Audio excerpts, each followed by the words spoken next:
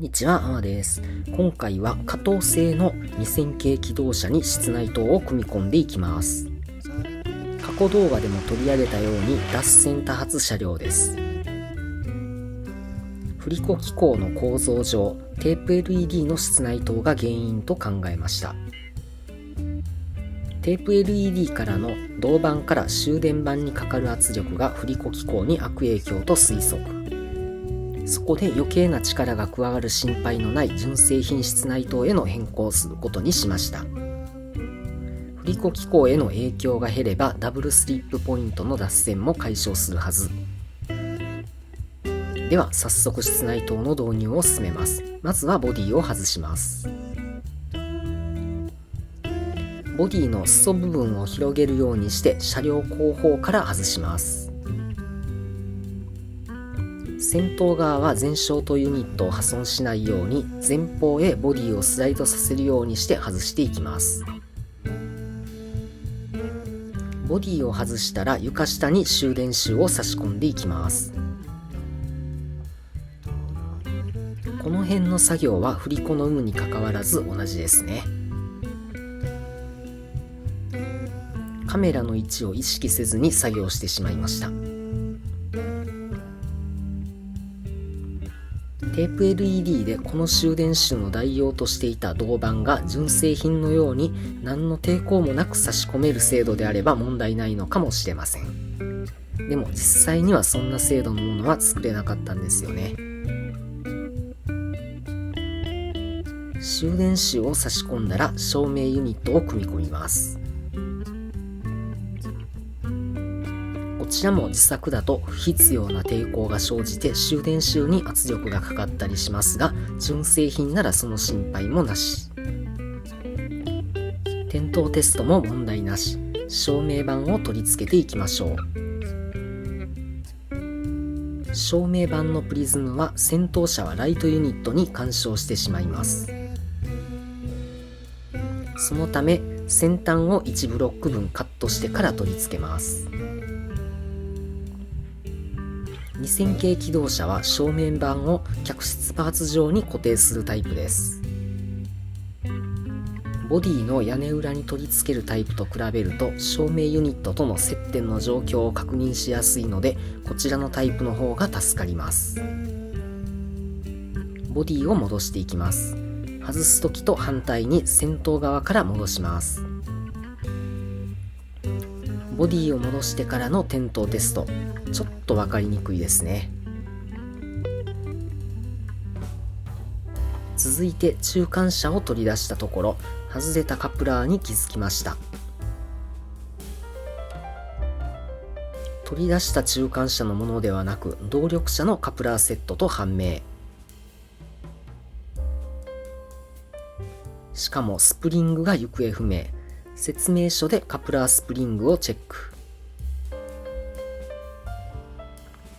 手持ちの在庫のスプリングが使えることが分かったので取り付け作業を開始。カプラー側にスプリングを取り付けて蓋をして床下に取り付けます。これがまた細かい作業で大変なんですよね。カプラーはばらけてしまうと本当に組み立てが大変で厄介です。カプラーの取り付け完了。動作は後で確認するとして室内灯組み込みを継続します。中間車にも終電シューを差し込んで照明ユニットを取り付けます。点灯チェックを行い照明板のプリズムを取り付けます。中間車は照明板が干渉するものがないため照明板のカットは不要です。ボディを戻す際にはボディと床板に記された矢印で向きを確認しましょう。点灯テストを行い、次にカプラーが外れていた動力車に室内灯を組み込み、ボディの外し方は裾を広げて車両後方から外します。2000系はトレーラー車より外しにくい印象が強いですね。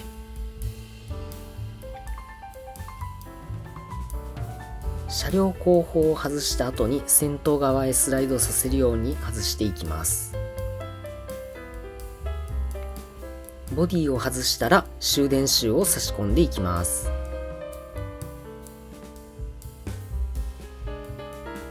テープ LED での自作銅板では走行中に時々ショートしていましたが、どこで曲線が触れていたのかわからないままでした。純正品の終電シューならそんな事故とも無縁です。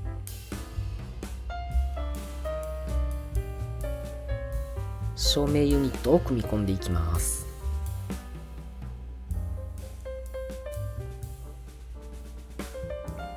点灯を確認した後で照明板を取り付けていきます。先頭車となるため、この車両も照明板の先端を1ブロックカットします。ボディは先頭側から戻していきます。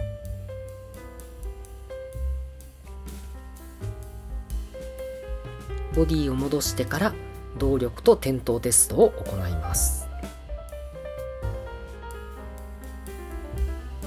テープ LED の時と異なりショートの不安がないのが純正品のいいところ。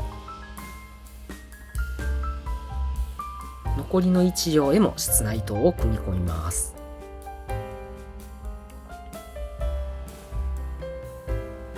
こちらはノーカット3倍速でお届けします。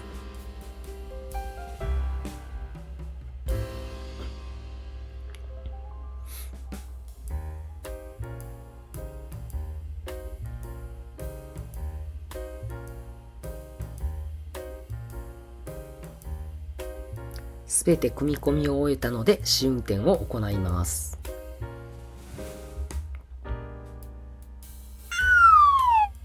今回の試運転は単に室内灯の確認だけが目的ではありません。テープ LED 取り付け時の自作終電シューが脱線の原因だったと推測しているので、脱線のリスクも確認していきます。それと補修したカプラーの動作確認も並行して行います。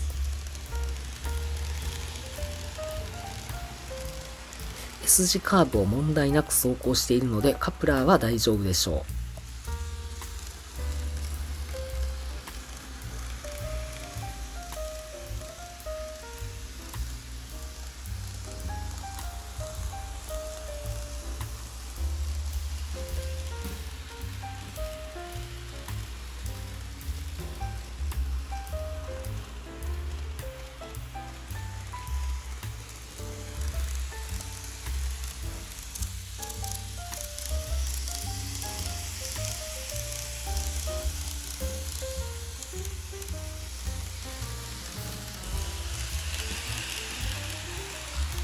カーブ直後の分岐も問題なく通過してくれました。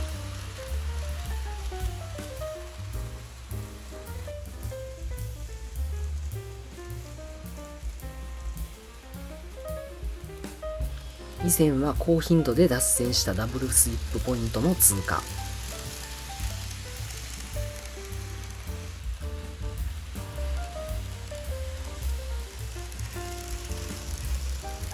どちら側からの走行でも安定しています。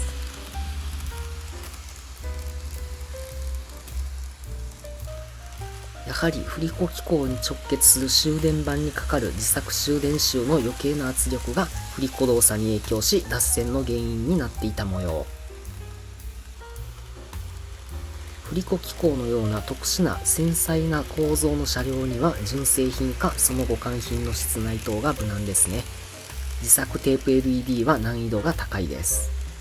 模型に関する動画を投稿していますので、ぜひチャンネル登録をよろしくお願いいたします。ご視聴ありがとうございました。